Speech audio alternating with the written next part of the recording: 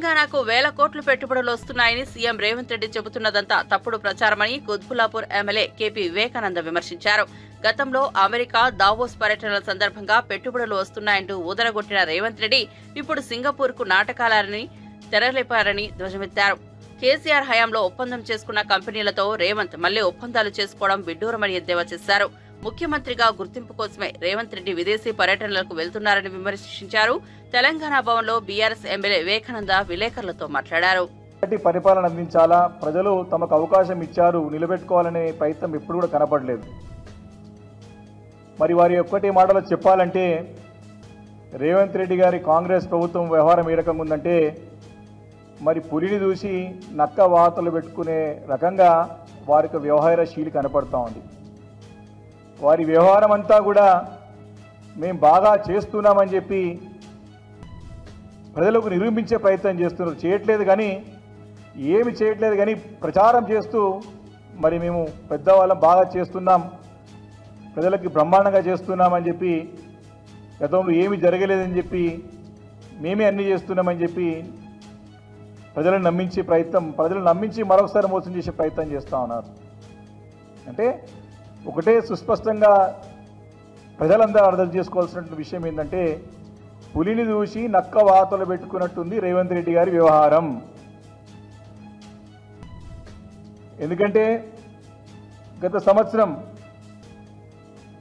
మరి దావోస్ పర్యటనకు వెళ్ళి మేము 40,000 కోట్ల రూపాయలు పెట్టుబడులు తెచ్చామని చెప్పేసి పెద్ద ఎత్తున ప్రచారం చేసి పేపర్లో ప్రకటనలు మరి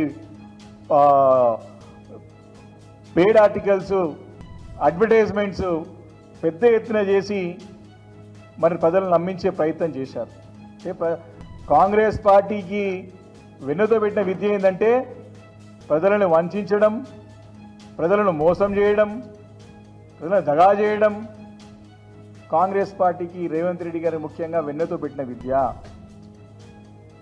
వారు స్పష్టంగా 40,000 కోట్లు 40,232 కోట్ల రూపాయలు గత దావోస్ పర్యటన ద్వారా పెట్టుబడులు రాష్ట్రానికి వస్తున్నాయని చెప్పి ప్రకటించిన సందర్భంలో బీఆర్ఎస్ పార్టీని స్పష్టంగా ఇవన్నీ కూడా బూటకం, అన్నీ కూడా ఫేక్, మీ ప్రకటనలన్నీ కూడా ప్రజలని మభ్యపెట్టడానికి, మీ ప్రకటనలన్నీ కూడా గత ప్రభుత్వం కంటే మేము బాగా చేస్తున్నామని చెప్పి చిత్రీకరించడానికి, మోసం చేయడానికి చేసే ప్రయత్నమే తప్ప మరి దాంట్లో వాస్తవం లేదని చెప్పి కరాఖండిగా అసెంబ్లీ వేదికగా అనేక వేదికల పైన మీరు తెచ్చింది కేంద్ర ప్రభుత్వం నిజామాబాద్ లో పసుపు బోర్డు ఏర్పాటు చేయడాన్ని స్వాగతిస్తున్నామని ఎమ్మెల్సీ కవిత పేర్కొన్నారు. రాష్ట్ర ప్రభుత్వానికి స్థానిక ప్రజాప్రతినిధులకు సమాచారం లేకుండా పసుపు బోర్డు ప్రారంభించడం బాధాకరమన్నారు. రాజకీయాల కోసమే బోర్డు ప్రకటించారన్న కవిత పసుపు ఆధారిత పరిశ్రమలతో పాటు పంటకు మద్దతు ధర ప్రకటించాలని డిమాండ్ చేశారు. తాము పదే కేంద్రంపై ఒత్తిడి చేయడం వల్లే పసుపు బోర్డు ఏర్పాటైందని, ఎంపీ అరవింద్ తన వల్లే సాధ్యమైందని మాట్లాడడం హాస్యాస్పదంగా ఉందని ఎద్దేవా చేశారు. చేయకపోవడం కొంచెం బాధాకరం. ఎందుకంటే ఏ ఒక్క ప్రోటోకాల్ కానీ పద్ధతిని కానీ పాటించకుండా బీజేపీ మంత్రులు, బీజేపీ ఎమ్మెల్యేలు కూర్చొని, బీజేపీ ఎంపీ కూర్చొని అనౌన్స్మెంట్ చేయడం జరిగింది. రాష్ట్ర ప్రభుత్వంలో ఉండే వ్యవసాయ శాఖ మంత్రిని కానీ ఎట్లాగే జిల్లాలో ఉన్నటువంటి స్థానిక ప్రజాప్రతినిధులమైనటువంటి మా ఎవరిని కూడా ఇన్వాల్వ్ చేయకపోవడం బాధాకరమే. ఈ దేశంలోకి పసుపు బాగా దిగుమతి అవుతున్నది. దానివల్ల పసుపు రైతులు నష్టపోతూ ఉన్నారు. దిగుమతులు అన్నీ ఆపాలని చెప్పి ఇంకొక పక్క డిమాండ్ చేస్తూ పసుపు బోర్డుతో పాటు పసుపుకు మద్దతు ధర 15,000 రూపాయలు ఇవ్వాలని చెప్పి డిమాండ్ చేస్తూ ఒక త్రిముఖ వ్యూహంతో నేను 5 ఏళ్లు అలుపెరగని పోరాటం చేసిన విషయాన్ని నిజామాబాద్ జిల్లా రైతులందరూ కూడా నేను గుర్తు చేస్తూ ఉన్నాను. ఎందుకంటే ఒక బోర్డు రావడంతో సంపూర్ణం కాదు. బోర్డు రావడం ఎందుకు, బోర్డు వస్తే అందులో డిఫరెంట్ కొత్త వెరైటీలు, అట్లానే పసుపు సాగు చేస్తే వచ్చేటటువంటి ఏవైతే బై ప్రోడక్ట్స్ ఉంటాయో, పసుపు ఆధారిత పరిశ్రమలు పెట్టడానికి అవసరమైనటువంటి సైంటిఫిక్ రీసెర్చ్ ఉంటుందో అది బోర్డు ప్రొవైడ్ చేస్తుంది. కానీ మద్దతు ధర ఉంటేనే రైతుకు గిట్టుబాటు అవుతుంది. ఎందుకంటే ప్రతి రైతు కూడా ఏ గ్రేడ్ క్వాలిటీ పసుపును పండించలేడు. రకరకాల గ్రేడ్లలో పసుపులు పండుతూ ఉంటాయి. కాబట్టి మద్దతు ధర 15,000 రూపాయలు ఉంటేనే బాగుంటుందని చెప్పి ఆనాడు డిమాండ్ చేసినాం. దాంతోపాటు ఈ దేశంలోకి ఇతర దేశాల నుండి చీప్ వెరైటీ పసుపు రావడంతో కంబోడియా, మలేషియా, ఇండోనేషియా ఈ దేశాలతోని చీప్ వెరైటీ పసుపు వస్తూ ఉంది. దాంతోని మన రైతులు నష్టపోతూ ఉన్నారని చెప్పి ఈ 3 అంశాలను కూడా మొదటి రోజు నుంచి నేను డిమాండ్ చేస్తూ ఉన్నాను. ఆనాడు ఉన్నటువంటి పసుపు ఇంపోర్ట్తో దిగుమతులు ఈ దేశంలోకి చూసుకుంటే ఇవాళ కంపేర్ చేసుకుంటే డబుల్ అయిన ఇంపోర్ట్స్. నిజంగానే పసుపు పట్ల శ్రద్ధ ఉన్న ప్రభుత్వం అయితే ఇంపోర్ట్స్ని కంట్రోల్ చేయాలని 10 ఏళ్ల నుంచి మేము మొత్తుకుంటా ఉంటే ఏనాడు కూడా దాని మీద దృష్టి పెట్టలేదు. పాలిటిక్స్ కోసం పసుపు బోర్డు కాకపోతే పసుపు దిగుమతులను వెంటనే కంట్రోల్ చేయాలని చెప్పి నేను భారతీయ జనతా పార్టీని డిమాండ్ చేస్తూ ఉన్నాను. పసుపు బోర్డుతో పాటు ఇమీడియట్గా పసుపుకు మద్దతు ధర 15,000 రూపాయలు ఇవ్వాలని చెప్పి కూడా నేను డిమాండ్ చేస్తూ ఉన్నాను. మరి గౌరవ ఎంపీ గారు అనేక మాటలు మాట్లాడింది. ఆయనకు అలవాటే వెకిల్ మాటలు మాట్లాడడం. 2014లో మేము ఎప్పుడైతే ఈ పసుపు బోర్డు డిమాండ్ పెట్టినామో అప్పుడు ఈ ఎంపీ గారు రాజకీయాలలో కూడా లేరు. 2019లో పోటీ చేసినప్పుడు బాండ్ పేపర్ రాసిచ్చి 5 రోజులలో పసుపు బోర్డు తీసుకొస్తామని చెప్పి ఆ తర్వాత ఏం చేసిండ్రు, పసుపు బోర్డు కాదు స్పైసెస్ బోర్డే చాలా బాగుంటది అని చెప్పడం జరిగింది. మరి ఈ స్పైసెస్ బోర్డు కూడా ఈ ఎంపీ గారు తీసుకొచ్చిండ్రా? నేను ఎంపీగా ఉన్నప్పుడు మా ఎమ్మెల్యేలందరం తెలంగాణ ఆవిర్భవించిన తొలి రోజుల్లోనే కేసీఆర్ కృష్ణా జిల్లాలో వాటా కోసం పోరాడారు. సెక్షన్ 3 ప్రకారం పంపిణీ చేయాలని కేంద్ర మంత్రులకు ప్రధానికి లేఖలు రాశారు. పట్టించుకోకపోవడంతో సుప్రీంకోర్టులో కేసు వేయించారని మాజీ ఎంపీ బోయినపల్లి వినోద్ కుమార్ అన్నారు. అనేకసార్లు కేంద్రంపై ఒత్తిడి తేవడంతోనే వాటా తేల్చాలని బ్రిజేష్ కుమార్ ట్రిబ్యునల్ను ఆదేశించిందని గుర్తు చేశారు. కానీ నీటిపారుదల శాఖ మంత్రి ఉత్తమ్ కుమార్ రెడ్డి తమ ఘనతగా చెప్పుకోవడం విడ్డూరంగా ఉందని విమర్శించారు.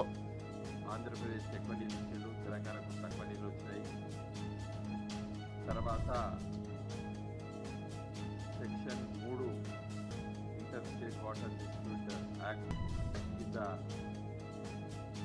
మేము ఈరోజు సెక్షన్ 3 కింద కేంద్ర ప్రభుత్వము బ్రిజేష్ కుమార్ ట్రిబ్యునల్ ఏదైతుందో కృష్ణా వాటర్ డిస్ప్యూట్ ట్రిబ్యునల్ ఏదైతుందో దాన్ని టేకప్ చేసింది. చాలా సంతోషం అని చెప్పి అందులో మొదటిసారిగా తెలిసినట్టు వారు చెప్పడం జరిగింది. క్లుప్తంగా ఏంటంటే కేసీఆర్ గారు పట్టించుకోలేదు, నీళ్ళ పంపకం పైన శ్రద్ధ చూపలేదు, ఆంధ్రోళ్ళకి ఎక్కించాడు, తెలంగాణకు తగ్గించిందని చెప్పి మాట్లాడాడు. అయితే ఆయన తెలిసి మాట్లాడినా తెలియక మాట్లాడినా హిస్టారికల్ ఫ్యాక్ట్స్ ఏదైతే తెలంగాణ రాష్ట్రం ఏర్పడ్డ తర్వాత బ్రిజేష్ కుమార్ ట్రిబ్యునల్ ఏదైతుందో కృష్ణా వాటర్ ట్రిబ్యునల్ ఏదైతుందో పంపకాల కోసం ఏర్పడ్డ ట్రిబ్యునల్లో కొత్తగా ఏర్పడ్డటువంటి తెలంగాణ రాష్ట్రం తీసుకున్నటువంటి చర్యల పట్ల ఒక ఇరిగేషన్ శాఖ మంత్రిగా ఉండి సంవత్సరం అయింది ప్రభుత్వం వచ్చి అవగాహన చేసుకోకపోవడం చాలా చాలా దురదృష్టం. ముఖ్యంగా ఉత్తమ్ కుమార్ రెడ్డి గారు లాంటి ఆయన చాలా తెలుసుకునేవాడు, చాలా విషయాల పట్ల అర్థం చేసుకునేటువంటి శక్తి ఉన్నవాడు. వారు ఈ విధంగా మాట్లాడాలని తీవ్రంగా ఖండిస్తున్నాను. నేను మా తోటి మిత్రులు మా పార్టీ తీవ్రంగా ఖండిస్తున్నాను. కొన్ని విషయాలు మీ దృష్టికి తీసుకొస్తున్నాను. కొంచెం మీరు దీని పైన లోతుగా పరిశీలించి రేపు తెలంగాణ రాష్ట్ర ప్రజలు ప్రపంచంలో ఉన్నటువంటి తెలంగాణ వాదులకి చాలా స్పష్టంగా చెప్పాలని చెప్పి నేను పత్రికా మిత్రులకు అందరినీ కోరుతున్నాను. ఎందుకంటే చాలా ముఖ్యమైన విషయం ఇది. తెలంగాణ రాష్ట్రం ఎప్పుడు ఏర్పడ్డది? 2 జూన్ 2014, 2 ఆగస్టు నాడు ప్రిన్సిపల్ సెక్రటరీ యాదగిరిగుట్ట లక్ష్మీనరసింహస్వామి ఆలయంలో భక్తుల రద్దీ పెరిగింది. ఆదివారం సెలవు రోజు కావడంతో భక్తులు అధిక సంఖ్యలో స్వామివారి దర్శనానికి తరలివచ్చారు. దీంతో సర్వదర్శనానికి దాదాపు 2 గంటల సమయం, ప్రత్యేక ప్రవేశ దర్శనానికి గంట సమయం పడుతోంది. ఆలయ పరిసరాలు భక్తులతో కిటకిటలాడుతున్నాయి.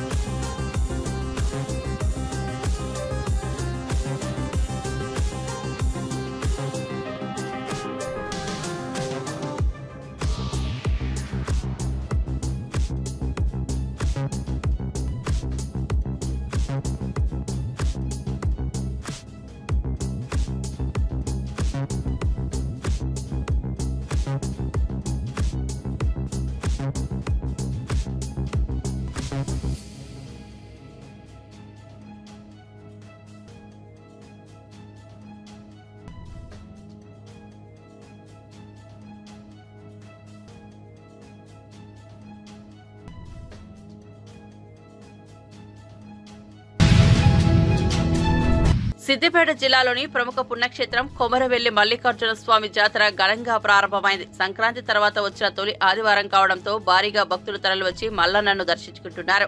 సుమారు 2.5 నెలల పాటు కొనసాగనున్న ఈ జాతర ఉగాదికి ముందు వచ్చే ఆదివారంతో ముగియనుంది. తెలుగు రాష్ట్రాలతో పాటు మహారాష్ట్ర, కర్ణాటక రాష్ట్రాల నుంచి వేలాదిగా భక్తులు తరలివస్తున్నారు. భక్తుల కోసం ఆలయ పరిసరాల్లో అధికారులు ఏర్పాట్లు చేశారు.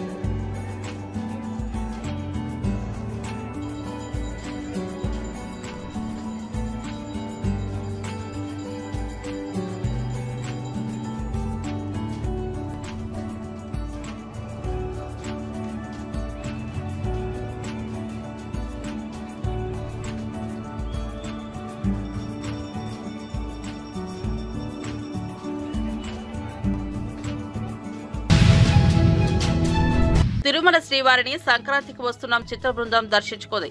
వీఐపీ ప్రారంభ విరామ దర్శన సమయంలో దర్శకుడు అనిల్ రావుపూడి, నిర్మాత దిల్ రాజు, హీరోయిన్లు ఐశ్వర్యరాజే, మీనాక్షి చౌదరి తదితరులు స్వామివారి సేవలో పాల్గొన్నారు. దర్శనమంతరం రంగనాయకుల మండపంలో వీరికి పండితులు ఆశీర్వచనం చేసి స్వామివారి తీర్థ ప్రసాదాలను అందజేశారు. ఆలయం వెలుపల మూవీ టీంతో ఫోటోలు దిగేందుకు భక్తులు ఉత్సాహం చూపారు.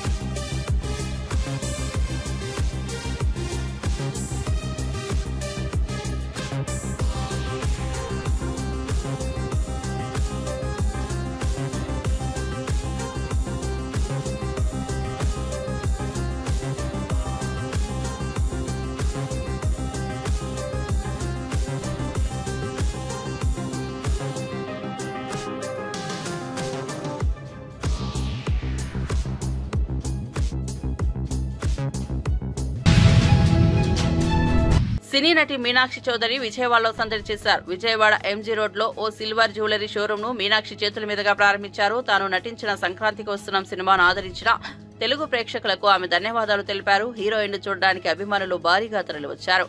భవిష్యత్తులో మరిన్ని సినిమాలతో తెలుగు ప్రేక్షకుల ముందుకు వస్తానన్నారు.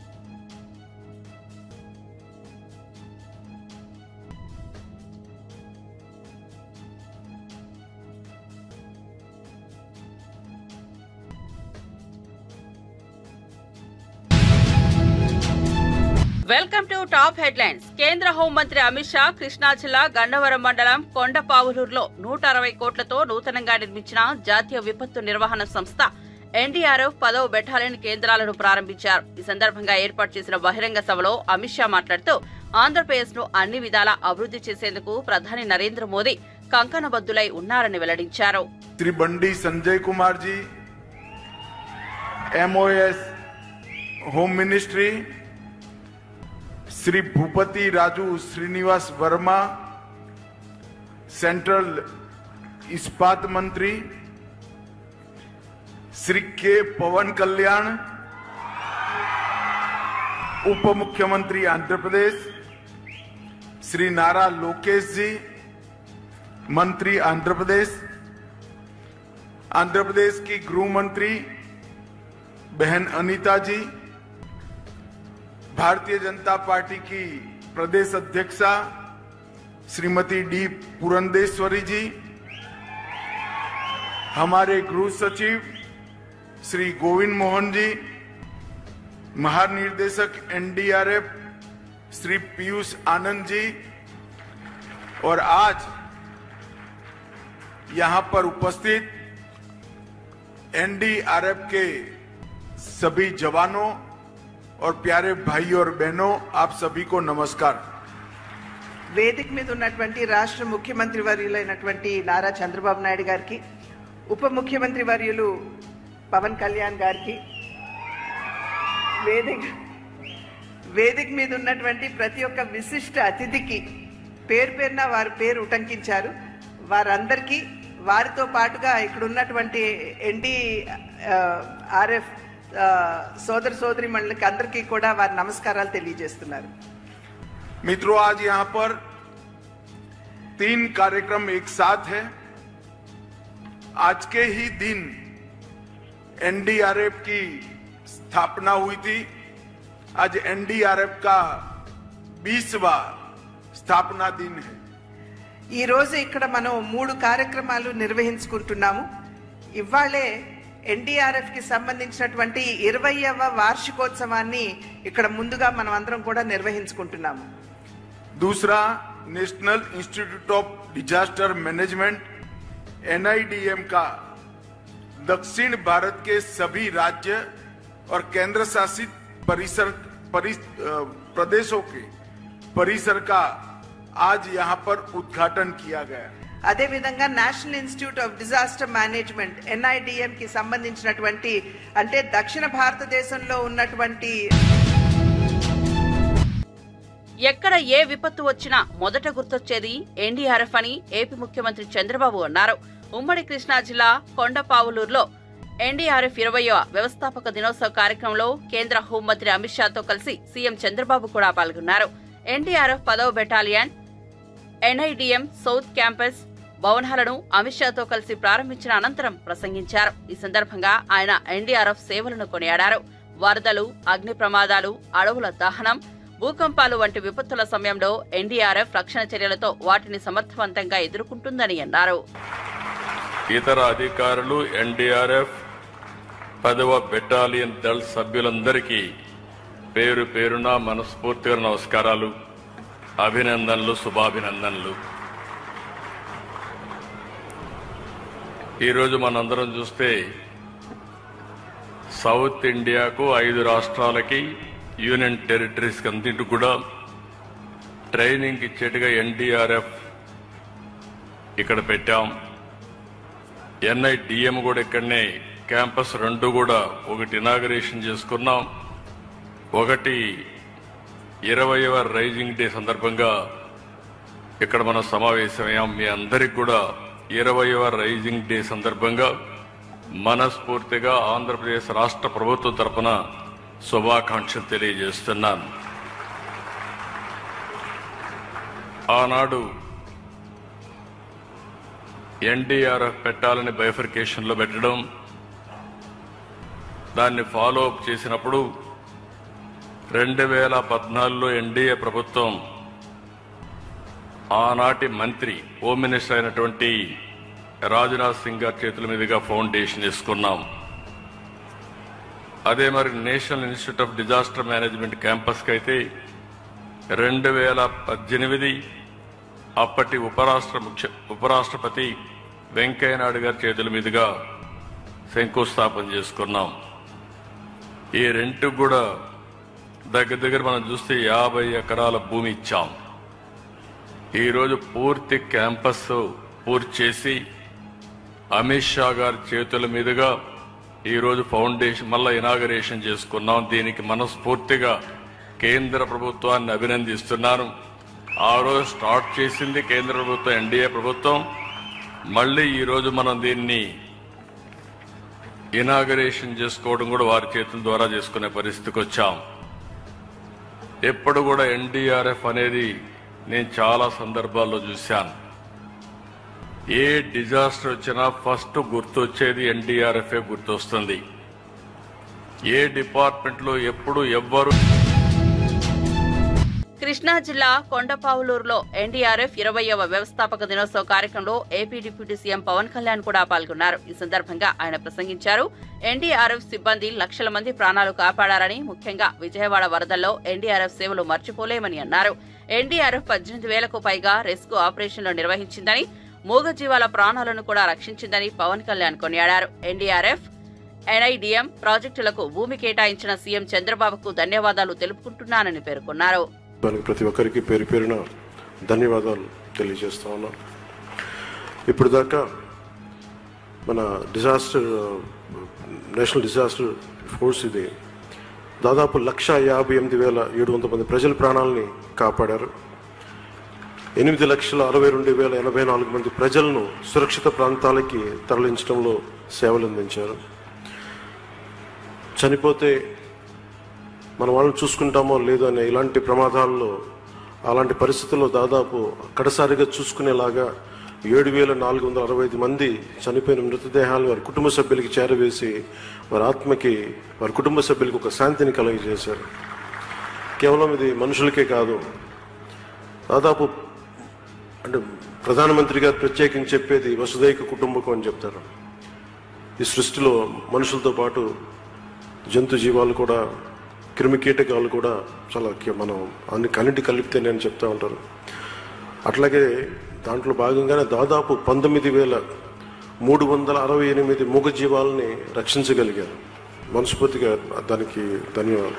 ఈ 18 ఏళ్లలో దాదాపు 12,320 రెస్క్యూ ఆపరేషన్స్ చేశారంటే ఎన్డీఆర్ఎఫ్ సేవలు ఎంత కీలకమో మనందరం గుర్తించాలి. వారికి మనస్ఫూర్తిగా నా ధన్యవాదాలు తెలియజేస్తా ఉన్నాను.